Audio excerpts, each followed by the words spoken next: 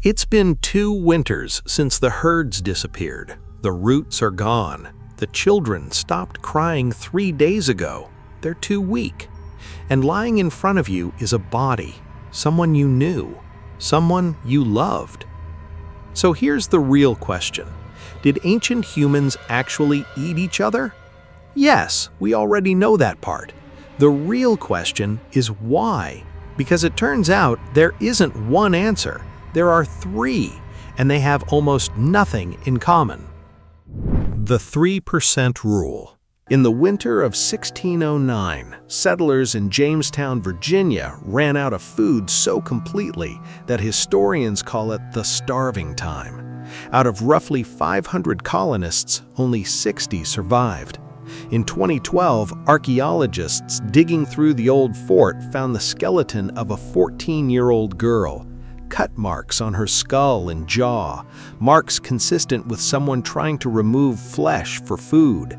She didn't get murdered for dinner, she died first, probably of illness or starvation, and after that the living made a decision that still makes us flinch 400 years later. This is survival cannibalism, and here's where it gets interesting. The United Nations has actually studied this. Modern famine zones, drought regions, places where food collapsed completely. And the numbers don't match the apocalypse movie in your head. Only 3 to 5% of a population in extreme famine ever resorts to eating the dead. And predatory cannibalism, killing someone specifically in order to eat them, drops to 1 to 2% even at the absolute worst of it. Translate that. Even in a famine severe enough that people are boiling leather and eating shoe soles, 95% of people will starve before they touch a body, and the small number who do almost always wait for someone to die first. The Donner Party, trapped in the Sierra Nevada snow in 1846, did exactly this. So did sailors on the whale ship Exus, the real disaster that inspired Moby Dick. Men adrift in open boats for months with nothing left to eat but each other's dead. So did entire besieged cities throughout history, from ancient sieges recorded in classical texts to the Great Famine that swept across Europe in 1315, when grain prices spiked to 40 times normal, and one Irish friar wrote that people were exhuming bodies from graves because there was nothing left in the ground that hadn't already been eaten. Same pattern every single time, on opposite sides of the planet and centuries apart. The hunger comes first, the death comes first, the decision comes last, and only after every other option is already gone. Eat your enemy. But hunger isn't the only reason, and the second reason has nothing to do with starving at all. In parts of the Amazon, the Pacific Islands, and other warrior societies across history, eating a captured enemy wasn't a survival measure, it was a message. Take the Wari people of the Amazon. They practiced 2 completely different forms of cannibalism. When a Wari warrior captured an enemy in battle, eating them was an act of total domination, consuming the body to take something from them, their strength, their threat, their future. And it sent a very specific warning to the next village over. This is what happens to you.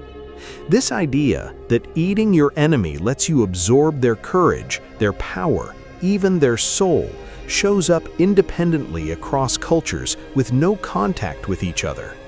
That's not a coincidence you can explain with one shared origin story. It's a pattern human groups arrived at over and over, almost like 2 cultures inventing the same insult without ever meeting. A word of caution here, though. A lot of the most dramatic historical accounts of enemy-eating tribes come from colonial-era writers who had every incentive to paint the people they were conquering as monsters. It made the conquest look like a rescue. Some of those accounts are backed by real archaeological and ethnographic evidence. Others are second-hand horror stories dressed up as anthropology, recycled for centuries because they were useful propaganda. Researchers today have to separate documented cases, like the Wari, from the colonial fanfiction. Either way, this version of cannibalism was never about hunger. It was about power. And it's the version that built itself into myth, legend, and roughly 1,000 pirate movie cliches, for a reason. The Last Goodbye. Now, here's the part that breaks your brain a little. The same Wari people who ate their enemies in war also ate their own family members when they died, not out of hatred, out of love. When a loved one passed away, the Wari didn't bury them in the ground to rot, to be slowly taken apart by worms and insects in the dirt. To them, that was the disrespectful option. Instead, the body was cremated and the remains were consumed by the family, people who were genuinely grieving, as a way of keeping that person inside the community instead of abandoning them to decomposition, alone, underground. The Yanomami, also of the Amazon, still do something similar today. They mix the cremated ashes of someone who has died with mashed plantain and eat the mixture together as a community, a ritual meant to keep that person's spirit from being lost to the forest. Same biological act, human remains consumed by another human, completely opposite emotional universe. One is conquest, one is grief. To us, eating a body sounds monstrous, no matter the context. But ask yourself the question from the inside of that culture instead of the outside of it. Does leaving someone you love to rot alone underground actually sound any less monstrous? That's not a rhetorical trick. That was the actual logic lived sincerely by real people.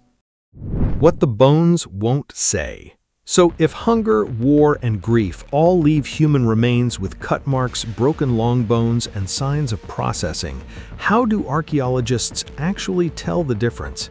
Mostly they can't, not with full certainty.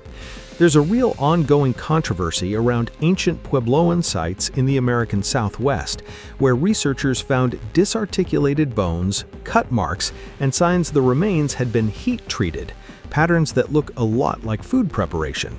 Some scientists argue this is solid evidence of cannibalism, possibly tied to violence or ritual executions. Other researchers push back hard, pointing out that certain funerary practices, cutting a body apart, defleshing it, burning sections of it as part of mourning, can leave nearly identical marks without a single bite ever being taken. This is a live academic fight, not a settled fact. And that distinction matters, because it's tempting to look at a pile of broken, cut-marked bones and jump straight to the most shocking explanation available. Archaeologists have learned, repeatedly, not to.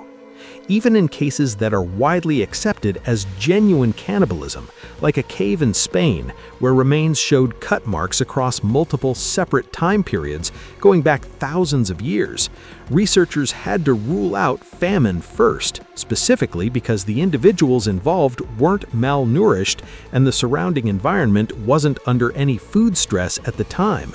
The marks were there, the hunger wasn't, which left only two explanations standing: war or ritual. The bones can tell you that something happened to a body. They almost never tell you on their own why. 3 hungers. So go back to that body, the one from the start of this video, the one in front of you in a world with nothing left to eat. Was it hunger? Statistically, probably. Most documented cases are a last grim transaction between the living and the dead, the kind that's shown up in famines from the Bronze Age to Jamestown to a snowbound mountain pass in 1846 to a lifeboat adrift in the Pacific. Could it have been war instead? Maybe, if that body belonged to someone from outside your group, consumed to take something from them on purpose, their strength, their threat, their future. Could it have been love? Also entirely possible if that body belonged to someone you'd known your whole life and burying them alone in the dirt felt like the actual betrayal. Here's the part that should unsettle you more than any of the gore. It was never one behavior. It was three completely different human responses to three different kinds of need, and all three reached for the exact same act to resolve it. We like to imagine cannibal as a single monstrous category, a line you either cross or you don't. But the people who actually did this weren't some separate alien species of human. They were responding, inside their own context, to hunger, to power, or to grief. The same three forces that still quietly drive almost everything we do today. They just didn't have what we have. When we get hungry, there's a supermarket on the corner, so the hunger never has to go that far. When we want to dominate an enemy, we have armies, prisons, and economic sanctions to do it for us, no need to eat anyone. And when we lose someone we love, we have funerals, headstones, and cemeteries to keep them close without literally keeping them inside us. Same three forces: hunger, power, grief. We never stopped having them. We just built better outlets for them than a knife and a fire.